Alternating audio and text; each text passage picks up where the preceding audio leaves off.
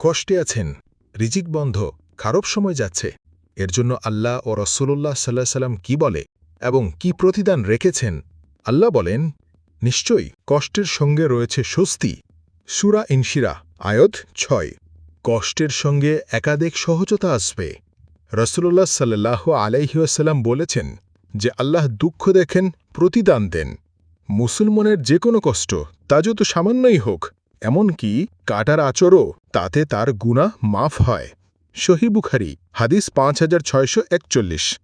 আল্লাহ বলেন, আল্লাহ ধৈর্যশীলদের ভালোবাসেন। সূরা আলে ইমরান আয়াত ১৪৬। আল্লাহ আরও বলে, হে মুমিনগণ, ধৈর্য ও সালাতের মাধ্যমে সাহায্য চাও, নিশ্চয় আল্লাহ ধৈর্যশীলদের সাথে আছেন। সূরা আল বাকারা আয়াত ১৫৩।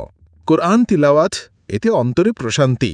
আল্লাহ বলেন, যারা ঈমান এনেছে এবং তাদের হৃদয় আল্লাহর স্মরণে প্রশান্ত হয়, জেনে রাখো আল্লাহর স্মরণেই হৃদয় প্রশান্ত হয়। সূরা রাদ আয়াত ২৮। বেশি বেশি দোয়া, এতে আল্লাহ প্রত্যুত্তর দেন। দোয়া, আল্লাহুম্মা ইন্নী আউযু বিকা মিনাল হাম্মি ওয়াল হাজান ওয়াল আজ্জি ওয়াল কাসাল ওয়াল জুবনি ওয়াল বাখুল ওয়া গালাবাতিদ দাইনি ওয়া কাহরিল রুজাল। এটি রাসূলুল্লাহ সাল্লাল্লাহু আলাইহি ওয়াসাল্লামের খুব গুরুত্বপূর্ণ একটি দোয়া, বিশেষ করে মানসিক চাপ, ঋণের সমস্যা বা মানুষের অন্যায় আচরণে বিপদগ্রস্ত থেকে রক্ষা। প্রতিদিন এই দোয়াটা ৩ বার পড়লে আল্লাহ তাআলা কষ্ট দূর করে দিবেন ইনশাআল্লাহ। আরও অনেক দোয়া আছে। কিছু সাদকা, এতে কষ্ট সহজ হয়। আল্লাহ বলেন, যারা আল্লাহর রাস্তায় নিজেদের সম্পদ ব্যয় করে, তাদের দৃষ্টান্ত সেই একটি শস্য দানার মতো, যা থেকে ৭টি শীষ জন্মায় আর প্রতিটি শীষে ১০০টি দানা থাকে। আল্লাহ যাকে ইচ্ছা তত গুণ বৃদ্ধি দেন। আল্লাহ মহান, সর্বজ্ঞ। সূরা আল বাকারা আয়াত ১৬১।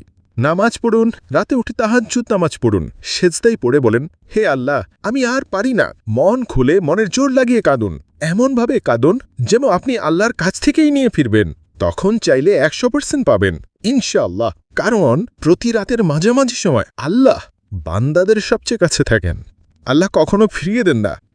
সবাই আমার জন্য একটু দোয়া করবেন। আমি একজন অসুস্থ মানুষ, অর্থকষ্ট আর অসুস্থতার মধ্যেও আল্লাহর কথা ছড়িয়ে দিতে চেষ্টা করি।